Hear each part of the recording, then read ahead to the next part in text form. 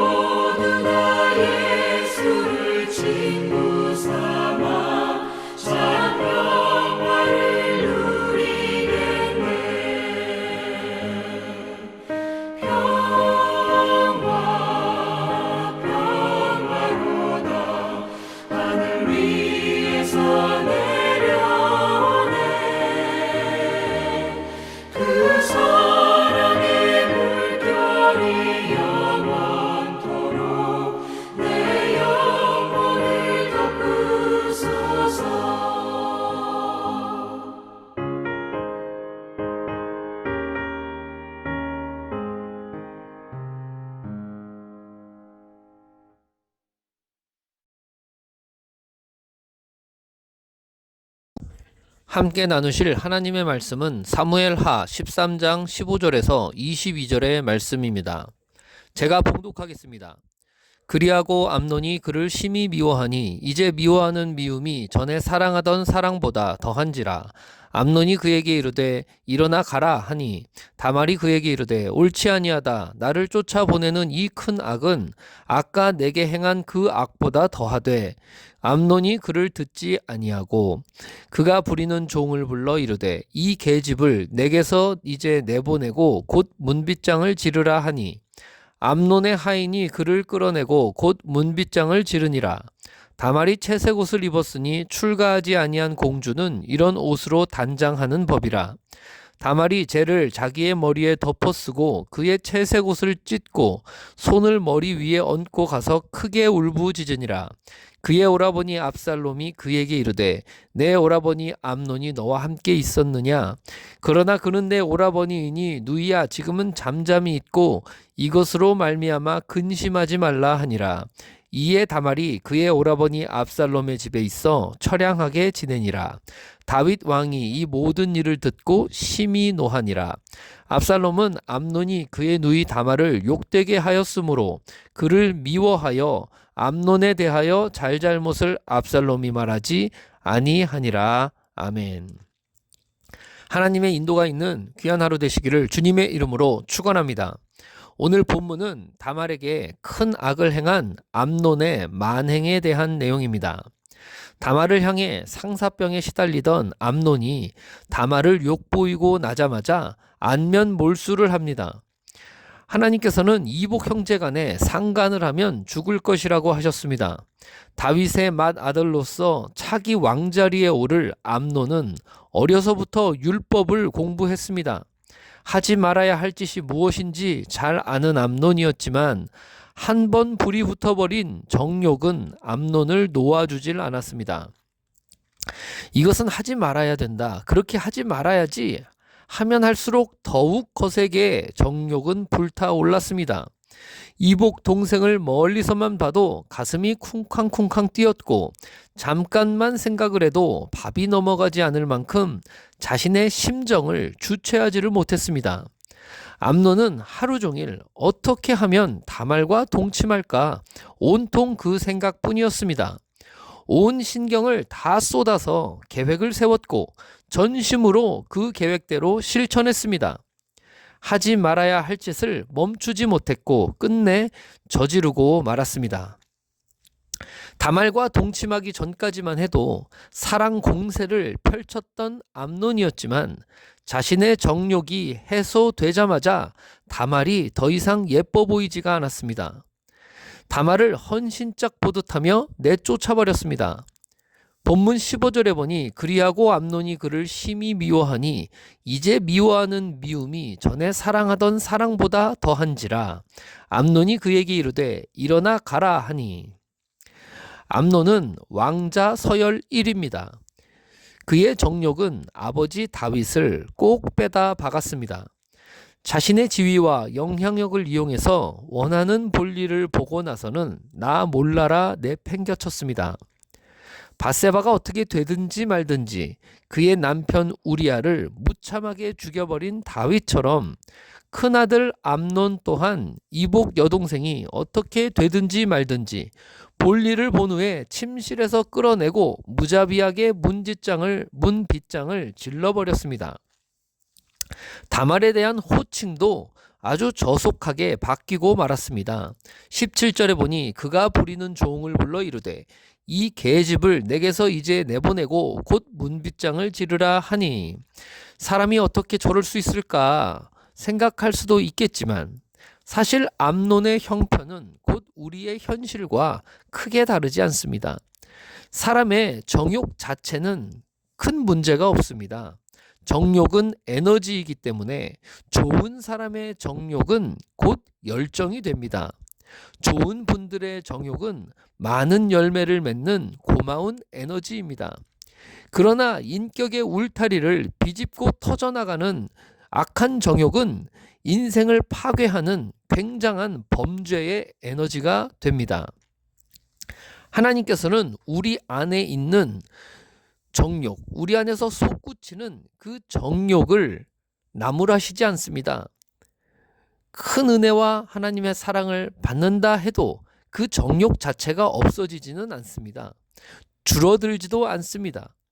왜냐하면 정욕 자체는 하나님의 선물이기 때문입니다.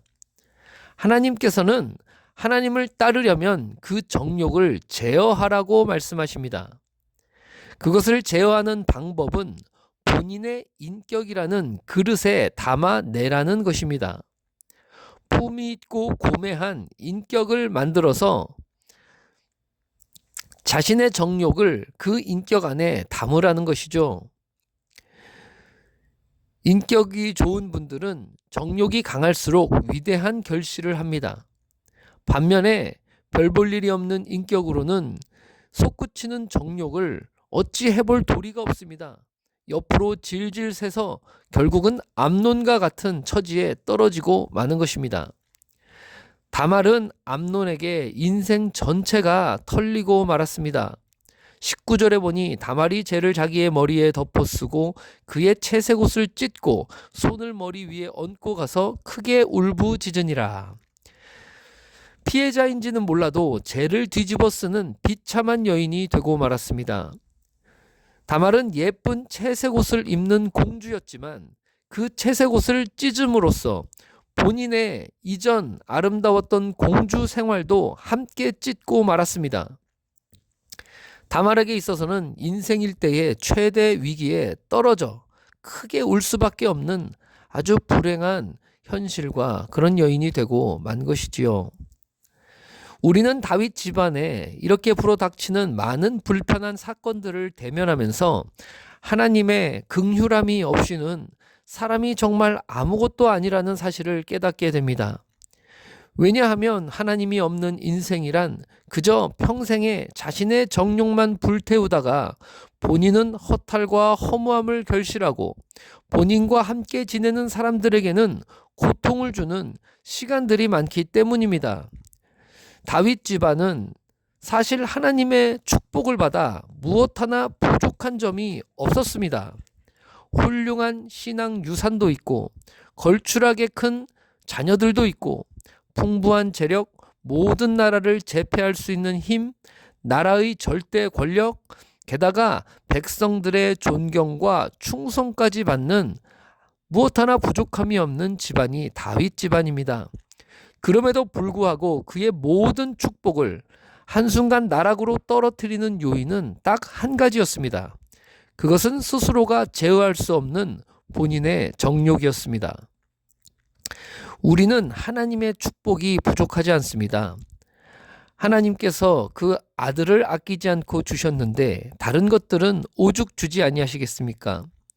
우리 안에서 솟구치는 그 정욕을 담을 만한 하나님 닮은 인격을 빚어가라고 말씀하십니다. 하나님께서는 정욕을 불태우는 삶에서 건지셔서 넉넉한 인격이 깃들어가는 삶으로 성도들을 이끌어 가십니다.